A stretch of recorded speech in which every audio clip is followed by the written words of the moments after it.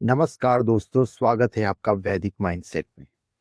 जैसा कि आप सभी लोग जानते हैं, वैदिक माइंडसेट में हम चर्चा करते हैं वैदिक विचारों और दृष्टांतों की। ऐसा ही एक इंटरेस्टिंग टॉपिक हम आज लेके आए हैं, जो है कहना कर्मणो गति। वीडियो को अंत तक देखिएगा, आपको काफी रहस्यमय और काफी गूढ़ रहस्यों का इसमें पता चलेगा। तो आज की चर्चा का विषय है कर्म का गहरा रहस्य। चलिए हम इस चर्चा को आगे बढ़ाते हैं। दोस्तों, जैसा कि हम जानते हैं कि कर्म का रहस्य बहुत गहन है और बहुत गूढ़ भी है, और हमारे इसमें काफी संशय भी रहते हैं। जैसे आप स्क्रीन पे देख सकते हैं कुछ क्वेश्चंस। एक ही जैसा कर्म करने वाले दो लोगों का फल अलग क्यों होता है? कोई व्यक्ति जीवन भर मेहनत करता रहता है बट फिर भी वो काफी दुखी और परेशान दिखाई देता है। कोई व्यक्ति कुछ करते हुए भी मुक्त कैसे हो जाता है? ये प्रश्न है जो हो सकता है आपके मस्तिष्क में भी आते हैं। इन सब का एक ही उत्तर है, गहना कर्मों। तो हम आज ये जानेंगे कि कर्म जो है केवल भौतिक कर्म नहीं, बल्कि कोई भी कर्म या कोई भी कार्य केवल कर्म और कार्य ही नहीं है, उसके साथ भावना और चेतना भी जुड़ी होती है।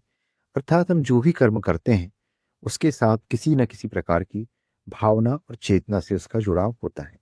आज चलिए आगे चल के इसे एक्सप्लोर करते हैं।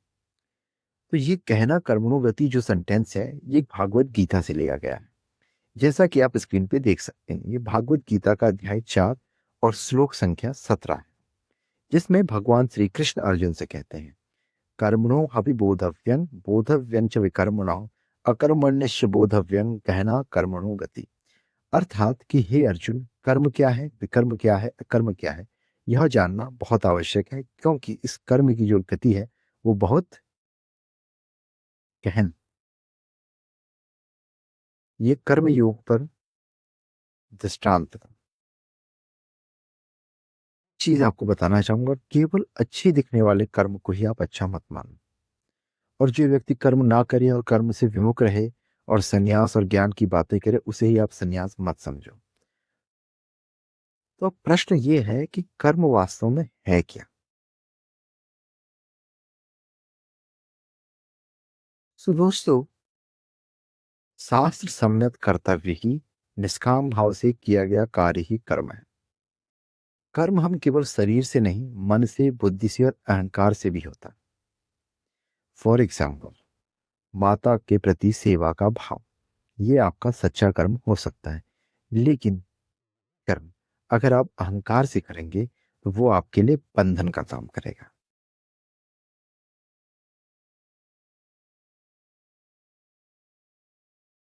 दूसरा होता है विकर्म। विकर्म वो है जो शास्त्र विरुद्ध हो, अर्थात स्वास्थ्य, लोभ और क्रोध से प्रेरित हो। काम, क्रोध, लोभ, मोह इत्यादि से प्रेरित जो भी कर्म है वो विकर्म है। एग्जाम्पल के लिए आप भ्रष्टाचार करें, आप पाखंड करें, झूठ बोलकर किसी को धोखा देकर धन कमाना, धर्म के नाम पर झूठ और पाखंड फैलाना, केवल व्यापार करना, मानवीय मूल्यों का ध्यान न रखना, तो ये भी जो है ये भी कर्म के अंतर्गत आता है।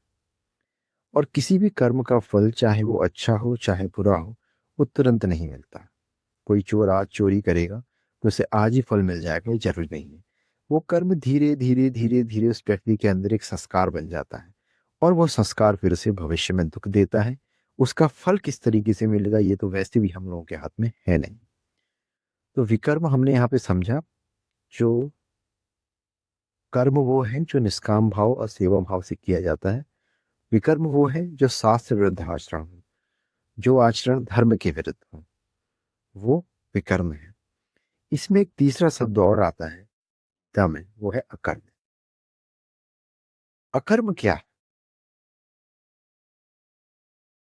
अकर्म ये है कि बाहर से कर्म हो रहा है लेकिन भीतर से आप में कर्तापन नहीं है, अर्थात फल की आसक्ति नहीं है।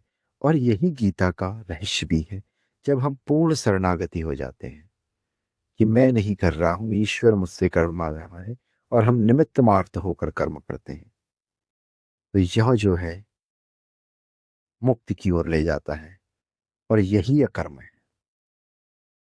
अकर्म का अर्थ कर्तव्य ना करना नहीं है, बल्कि अकर्म का अर्थ है कि जो भी आप कर्म कर रहे हैं उसमें आप फल के प्रति आसक्त ना होकर ईश्वर को उस कर्म को समर्पित करते हैं। इसमें राजा जनक का एक प्रश्न है कि राज्य चलाया फिर भी वो मुक्त रहे। श्री कृष्ण ने युद्ध करवाया पर वो उस पर लिप्त नहीं रहे। और जो सच्चा कर्मयोगी है वो केवल अपने कर्तव्य कर्म को करता है और उसे ईश्वर के लिए समर्पित करता है, ईश्वर का उपकरण बन के करता है, उससे आसक्त नहीं रहता। लेकिन इसमें आप ये ध्यान रखिए कि अकर्म केवल शास्त्रयुक्त कर्मों के लिए है। शास्त्रयुक्त कर्म करके जब आप उसमें लिप्त नहीं रहते तब आप अकर्म करते हैं। अन्यथा अगर आप शास्त्र विरुद्ध कर्म करेंगे तो विकर्म है। चाहे आप उसके फल में, आप ये नहीं कह सकते कि मैं झूठ बोल रहा हूँ, भ्रष्टाचार कर रहा हूँ, अधर्म कर रहा हूँ और उसके बाद मैं उससे लिप्त नहीं हूँ।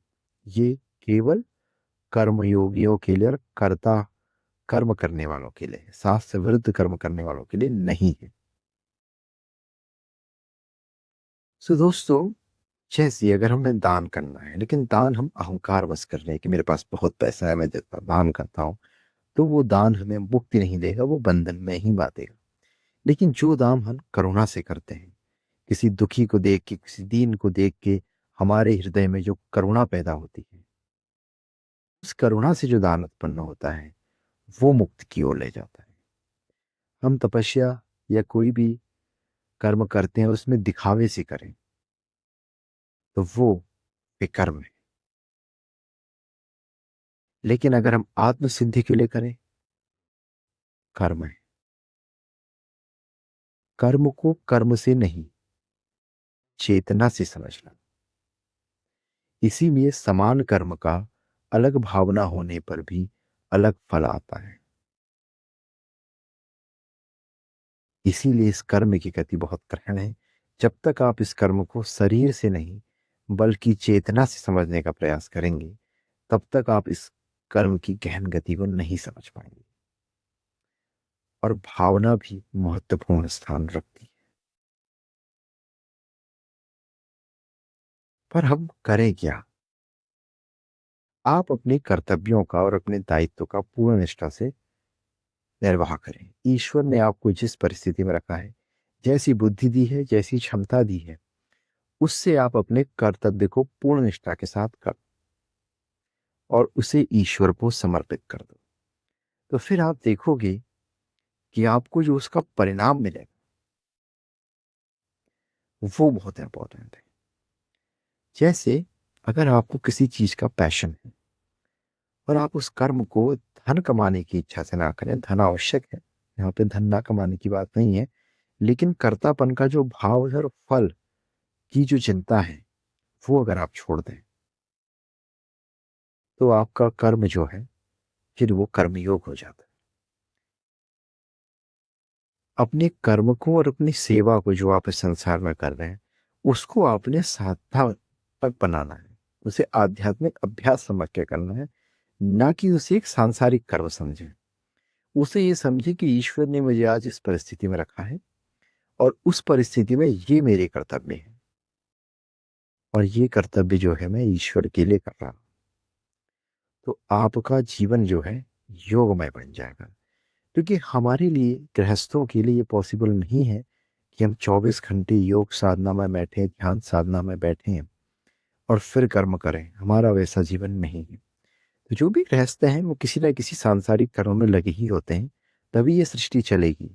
तो सांसारिक कर्म करने हैं, लेकिन आंतरिक स्तर पर, भावना के स्तर पर, चेतना के स्तर पर आपने उस कर्म को साधना बनाना है,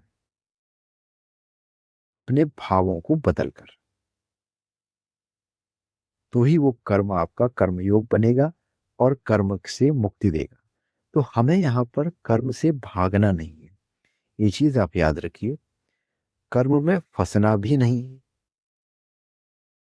ना हमें कर्म से भागना है, ना हमें कर्म में फंसना है। हमें कर्म से मुक्त होना है। आप कर्म में कब फंसेंगे? जब आपको उस कर्म में आसक्ति होगी, कर्ता का भाव होगा। तो कर्ता का भाव होने से अहंकार पुष्ट होता है। तो कर्ता के भाव से मुक्त होकर कर्म करना है और वो हर कर्म को आप ईश्वर के लिए समर्पित कर दीजिए। जैसे आपने भोजन बनाया तो आपने ईश्वर को भोग लगाने के लिए भोजन बनाया। आप सो रहे हैं तो आप ईश्वर को योग निद्रा में सुलाने के लिए सो रहे हैं। आप जाग रहे हैं तो ईश्वर को योग निद्रा से उठाने के लिए जाग रहे हैं। भोजन बना रहे हैं ईश्वर को भोग लगाने के लिए। बाल बच्चों की सेवा कर रहे हैं कि ईश्वर ने दी हुई जिम्मेदारी है इसलिए कर रहे हैं। अपने कर्तव्य कर्म परिवार का निर्वाह कर रहे हैं। क्यों?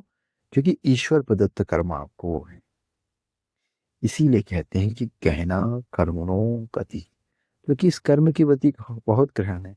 अगर आप केवल भौतिक फिजिकल लेवल पर इसे समझेंगे तो शायद इसको बहुत गलत तरीके से समझेंगे। आपको भावना और चेतना के स्तर पे समझना होगा। जैसा कि आप लोग जानते भी होंगे, बट फिर भी बता दो, हमारे 3 शरीर तो प्रमुख हैं, स्थूल सूक्ष्म और कारण। हमारी जो गति है वो ज्यादातर स्थूल जगत में ही रहती है। हम विचार की दृष्टि से आध्यात्मिक हो सकते हैं, पर हमारी जो कर्म करने की दृष्टि है वो ज्यादातर भौतिक सुख साधना और उसके भौतिक परिणाम पर रहती है।